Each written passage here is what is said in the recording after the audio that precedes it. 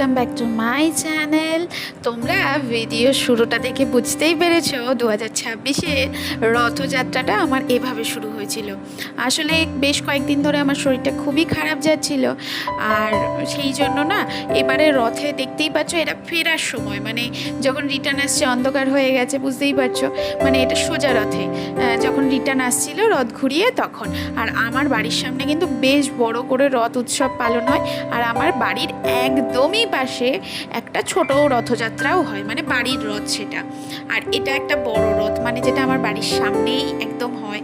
তোমরা যারা হয়তো দীর্ঘদিন আমার ভিডিও দেখেছো তারা জানো যে আমি বছর দুয়েক আগেও এই যে পদযাত্রাটা হয় রথ নিয়ে বেরোয় আমরা সেখানে ঘুরতে গেছিলাম। বেশ মহোৎসবের মতনই আয়োজন হয়, খুব বড় করেই আয়োজন হয়, কিন্তু এবছরে শরীরটা ভালো ছিল না।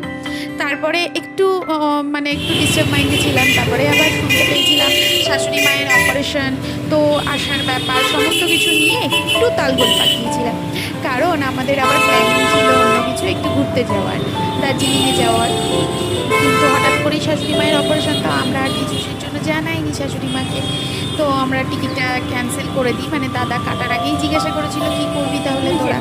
তো সমস্ত কিছু ভাবনা চিন্তা করে আমরা বললাম যে না, আমাদের টিকিটটা থাক, এখন কাটতে হবে না। কারণ শাশুড়ি মায়ের অপারেশন বছর খানেক আগে থেকেই মানে একটা প্ল্যানিং চলছে, তারপরে মাঝেও ডেট ফিক্সড হয়েছিল, তারপরেই আমরা প্ল্যানিং করেছিলাম, কিন্তু সেটাও ক্যান্সেল হয়ে যায়, পরপর দুবার ক্যান্সেল হয়ে যায়, 2-3বার ক্যান্সেল হয়ে যায়। যাই হোক, তো রথযাত্রার রাতে মানে রাত্রিবেলার দিকে একটু বেরিয়েছিলাম, তবে রাত্রিবেলায় রাস্তায় বেরিয়ে এইরকম দেখছিলাম পদযাত্রা হচ্ছে। আর বারাসাত শহরে কিন্তু অনেকগুলো রথযাত্রা হয়, অনেকগুলো। তো আমরা একটু দরকারের জন্য গেছিলাম হচ্ছে ওই কেএনসি রোডের দিকে, তো ওখানেও কিন্তু বেশ বড় করে দেখো এখানে কত মানুষজন, বেশ রথযাত্রা হচ্ছে খুব সুন্দরভাবে। রথযাত্রা শেষ হয়ে এই মাসটাই প্রায় শেষ হতে গেল, এদিকে আমার এডিটিং করে এই ভিডিওগুলো দেওয়াই হচ্ছিল না, স্টোরেজ একদম ফুল হয়ে রয়েছে, অনেক অনেক ভিডিও জমে রয়েছে, অথচ আমার এডিট করার সময় নেই। আসল কথা শাশুড়ি মাকে নিয়েই একটু দৌড়দৌড়ি করতে হয়েছে। মাঝে একদিন শাশুড়ি মাকে দেখতে গেছিলাম অপারেশনের আগেই, আর তারপরে অপারেশন হয়ে যে গেল যেদিন, সেই দিনকারে রাত্রিবেলাটা পুরো আমার রাত জাগতে হয়েছে, তো সেই দিন আবার পরের দিনও। আর এখানে দেখো সোনু পাপার রথটা, ওটাও দেখতে এসেছিলাম, ওখান থেকে প্রসাদ খেলাম। তারপরে আমি আর আমার হাজব্যান্ড মিলে দুজনে মিলে বললাম চলো, বাড়ির সামনে রথযাত্রা হচ্ছে, দূর দূরান্ত থেকে মানুষ আসছে, একবার অন্তত জগন্নাথকে দর্শন করে আসি। আর ওরও সেদিন ছুটি ছিল, কিন্তু আমাদের বেশ কিছু কাজও ছিল সেদিন। তো দুজনে মিলে হাত ধরে একটু জগন্নাথকে দর্শন করতে গেলাম। এই দেখো রথটা কি সুন্দর সাজিয়েছিল, সকাল থেকে জেঠিমা এসেছিল, আমাকে বলেছিল বাড়ির জেঠিমা, তো আমার আসা হয়নি। আর এখানে দেখো প্রসাদেরও ব্যবস্থা আছে, কিন্তু লাইন দিয়ে যে দাঁড়িয়ে নেব সেটারও এনার্জি নেই, তো সেই জন্য প্রসাদ আর ওখান থেকে নেওয়া হয়নি। তবে মেলাটা ঘুরেছি, খুব ছোট্ট করে মেলা হয়, তবে এখানে কিন্তু আয়োজনটা বেশ বড় করে হয়, মানে পূজা অর্চনা, তারপরে এখানে যে 7 দিন মানে সোজা রথ থেকে উল্টো রথ পর্যন্ত বিভিন্ন ধরনের নাচের গানের প্রোগ্রাম হয়, আর বেশ মানুষজনের ভিড়ও হয়। তো যেহেতু আমরা কাজের সূত্রে বেরিয়েছিলাম, সেই জন্য না আমাদের 3-3টে রথের মেলা দেখা হয়ে গেছে। মানে আমাদের এখানে ডাক বাংলো থেকে এগিয়ে গিয়ে রথতলার মেলা, সেটাও দেখা হয়েছে, এদিকে আবার কেএনসি রোডের দিকে যেতে গিয়েও যে মেলাটা সেটাও দেখেছি। আরেকটু এগিয়ে গিয়ে সে আরেকটা মেলা হচ্ছিল ছোট করে, ভেতরে যাইনি, ওই রাস্তায় যেতে যেতে দেখেছি, এবং আমাদের বাড়ির কাছের মেলা, মানে টোটাল 4টে মেলা দেখেছি, কিন্তু কোনো মেলারই ভেতরে যাওয়া হয়নি। তো ভাবলাম এখানে এসে একটু জগন্নাথ দেবকে দর্শন করি। তবে ঢুকলাম যখন, তখন ভোগ দেওয়া হয়েছে, সেই জন্য দেখো পর্দা দিয়ে ঢেকে দিয়েছে। তো বেশ লোকজন রয়েছে, এখানে কীর্তন টীর্তন হচ্ছিল।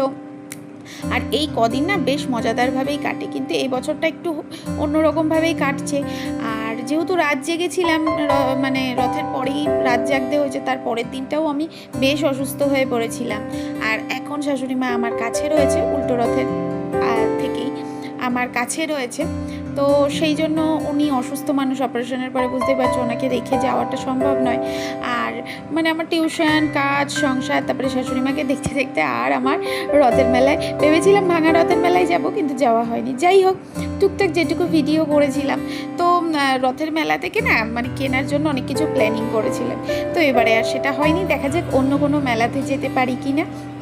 আর এখানে দেখো কি সুন্দর ডেকোরেশন করেছে, কি সুন্দর লাগছে যে একদিনই যাওয়া হয়েছে। আর পড়িয়ে ফেরার পথে একদিনকারে দেখছিলাম, মানে প্রতিদিনই পড়িয়ে ফেরার পথেই চোখে পড়ছিল জগন্নাথ দেবকে, তবে একদিন দেখছিলাম খুব সুন্দর স্টেজ প্রোগ্রাম হচ্ছে, মানে যাত্রাপালা বা নাটক এই জাতীয় কিছু হচ্ছে। জয় জগন্নাথ, কি সুন্দর লাগছে দেখো, একদম আমার বাড়ির কাছে। যাই হোক, তারপরে আমার একটা দিন খুব শরীরটা খারাপ ছিল, শনিবার ছিল, তো হাজব্যান্ডকে বলেছিলাম যে আমার শরীরটা খারাপ, আমি রান্নাবান্না করতে পারবো না। আর ও ফিরতো না, কারণ ওর অফিস ছিল দুপুরবেলায়, তার জন্য দেখো জোম্যাটোতে অর্ডার করেছিলাম। আর এই যে কন্টেনারগুলো দেখতে পাচ্ছ, এগুলো না কার্ডবোর্ড টাইপের, মানে প্লাস্টিকের কন্টেনার তো আমরা দেখেছি, এটা বেশ ইউনিক লাগলো। আর হাজব্যান্ড বলছিল যে খাবারটা ঠিকঠাক আছে নাকি, একটা ভিডিও করে আমাকে দিও। এখানে দেখো সাদা পোলাও আর আলুর দম আর রয়েছে মিষ্টি, কারণ শনিবার দিন আমি নিরামিষ খাই, তো সেই জন্যই। আর তারপর থেকে আর সেভাবে ভিডিও করা হয়নি, তবে আরও ভিডিও জমে রয়েছে, নিশ্চয়ই তোমাদের সাথে শেয়ার করবো। আজকের মতো টাটা। রথযাত্রা শেষ হয়ে এই মাসটাই প্রায় শেষ হতে গেল, এদিকে আমার এডিটিং করে এই ভিডিওগুলো দেওয়াই হচ্ছে।